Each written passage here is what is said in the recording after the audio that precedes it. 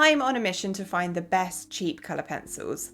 I'm always hearing about people who would love to draw with colour pencils but don't want to spend out loads on a set of polychromos, for example. And I can see where they're coming from, they aren't cheap.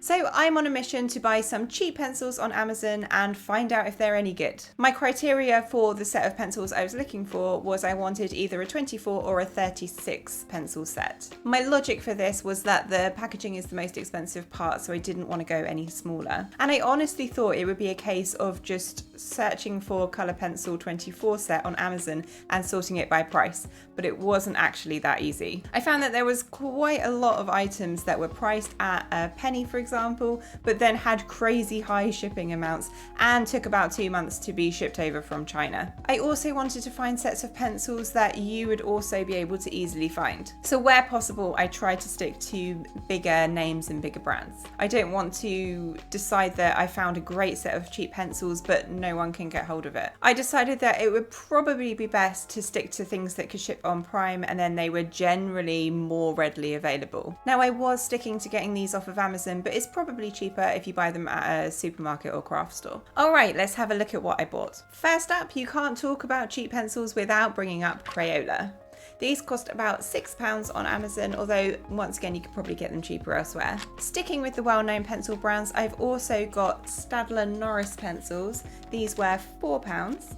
Next up, I've got Bit Kids, and these were only £2.30, although they were on offer. Last, but hopefully not least, I've got this black tube of pencils. Now, these aren't so much a brand name, but I have seen them everywhere on Amazon. They appear to all come out of the same factory, and then different companies put their stickers on them, but as far as I can tell, they are all exactly the same pencils and seem to be extremely easy to get hold of. Now, I don't have a huge amount of hope for them because they do have some pretty bad reviews, but we'll see. Alright, so what I need to do now is create some tests so that I can compare all of these pencils. And I've got a good idea on what I can do, so let me draw out a template.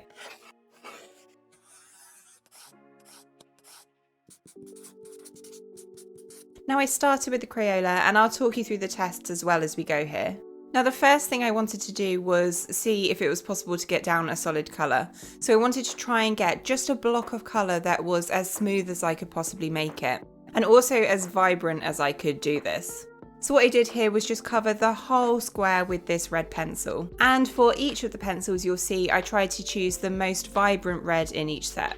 The Crayola performed quite well here, as I was expecting. It all looks very nice and vibrant, but is also a nice smooth block of colour. If you look a bit closer, you can see some of the pencil strokes, but that's generally what you would expect anyway. I didn't find it particularly hard work to put down this colour. The pencil felt quite nice and smooth, which was what I was expecting. Next up, I wanted to do a simple gradient, so going from very similar colours, just fading from one colour to the next. So I did a yellow into orange and then into red, and I used the same red here as I did above. The reason for doing this is I wanted to see how easy it is to blend from one colour into another. Once again, I feel like the Crayola performed well here. I didn't find this particularly difficult, and I found it quite simple to control the pressure I was using with the pencil, which as I fade from one colour into another, I do need to be able to ease up on the previous colour so that it can transition to the new colour quite smoothly. I did notice, particularly while doing this step, that the Crayola pencils do need sharpening quite often. They wear down quite fast. This isn't really an issue, it means that the pigment is easy to get down on the paper, but it is something to bear in mind. I would probably get through the pencils quite quickly. Next up, I wanted to do a complementary gradient, so blending from an orange into a blue. Now this is a very similar test to the last one, but when I'm blending from these two completely opposite colours, it's going to be a bit easier to see how good they actually are at blending. I wanted to see how well the colours actually blend where there isn't anything that can be almost hidden behind. So blending from orange to blue, because they are completely opposite colours, it would make that blending much easier to see. And as you can see, I would say that they blended pretty smoothly from one into another. So next up, I wanted to test blending with solvents. I put down a layer of blue, and I needed a reasonable amount so that there was actually something to blend. And then I gave it a blend with Zest It and a cotton bud. Now, it was hard to see what this actually looked like while the solvent was drying, so while I was waiting for that, I moved on and started filling in these squares at the bottom. what I did was select the most vibrant of the primary and secondary colours, and then at the very end I could compare all of the pencil brands next to each other. So we'll come back to that as well. Now I wanted to test how good each pencil is at drawing fine detail, and I thought the best way to test this would be to draw a little clump of hair. So I drew out my sketch, and actually before I started drawing that hair, I just wanted to test how easy the pencil is to scrape away with a craft knife. Some of you may already know that if I'm drawing something that has little hairs, for example, I'll use a craft knife to scrape away some of the layers of pencil to put these fine details in. So I just wanted to test out scraping some of the pencil away on the solid colour section, just to see how easy that is with this pencil brand. That seemed pretty easy with the Crayola, but I compared it to the other brands as I went. Now before I started drawing the hair, it was brown hair that I was doing, which meant I needed to find all of the browns in the set. And my life was going to be far easier if I created little swatches of each of these colours so that I knew what they actually looked like. And once I'd done that, I could start drawing the hair. Now I actually think that the Crayola did do quite a good job of this hair. I did have to sharpen my pencil a lot, as I mentioned earlier, but as long as I did keep it sharp, it seemed good at creating the hair strands. It also layered up nicely, and I was able to get some decent contrast relatively easily. Right at the end, I did use the craft knife to add some little flyaway hairs over the top, and it didn't work quite as well as it did on the solid colour, but I think that's because I could have built up more layers of pencil, so I don't necessarily think that that was a failing of the Crayola. Alright, now you know what the tests are, let's work a bit faster through the other pencils. Next up, I tested the Staedtler Norris pencils, and oh wow, what a difference. These were not good. Just putting down the solid colour made me so frustrated.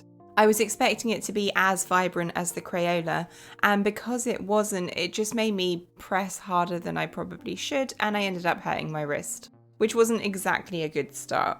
It didn't come out exactly smooth either, which might be because I was pressing so hard with frustration. It almost felt though that the lead was made of plastic and didn't want to put any of its pigment on the paper.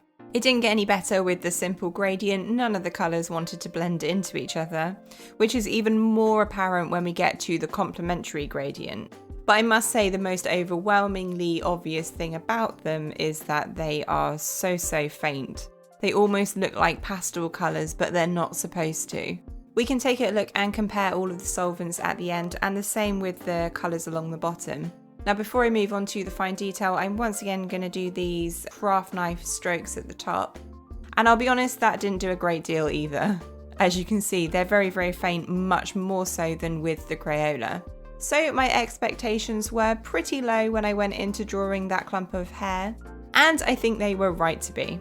It was hard to get the hair strokes in here, and there was basically no contrast in the drawing at all. Even though I used black, which I wouldn't necessarily normally do, even that didn't help increase the contrast on this hair. It just looked really washed out. So next I moved on to the Bit Kids, which was much better in comparison to the last ones. The colour at the top was much more vibrant and did look quite smooth, although I'm not sure if it's as good as the Crayola. And the simple and complementary gradient faded very nicely from one colour into another. Where I was scraping away the colour in the top section, I actually think it came away better than the Crayola. I felt like the Bit Kids was going really well up until the point that I started drawing the hair. It just still didn't feel like with this set I was able to build up the contrast. That's the main thing I would say I was missing. That said, it was also hard to get the strands of hair. It kind of all blended together, but not in a good way. The last brand of pencils to try was what I'm calling the black tube pencils, and my expectations were very low. But actually they went down really well. You can see with the solid colour right at the beginning that it just went down really vivid so easily. I wasn't really needing to apply any pressure at all, and I'll be honest, it was a nice welcome break for my wrist. The colour looked really smooth at the top and maybe a tiny fraction more vibrant than the Crayola. The gradients were pretty smooth, not perfect, although that could well have been down to me. I just don't think that they look quite as good as the Crayola ones. But the scrape away test where I'm scraping away at the top This is probably the best out of all of them. It scraped back so cleanly. And I think that's because this is the most waxy feeling pencil. It feels very waxy on the paper. I personally think that that's probably a good thing. Drawing out the hair, I was finally able to get the contrast that I wanted, which in turn made the hair look far more realistic and interesting. I managed to make some really good strands of hair. It didn't all just merge together. I think something that would have made this drawing better is if I had more of a variety of browns, or a better variety of browns in this set. Before I move on, let's just have a look at the solvent sections now that they've dried. And I would say that they all worked reasonably well actually, although I would say Crayola and the black tube worked slightly better. When I look at all of these sheets all together, it is very clear to see that the Staedtler Norris pencils are not good.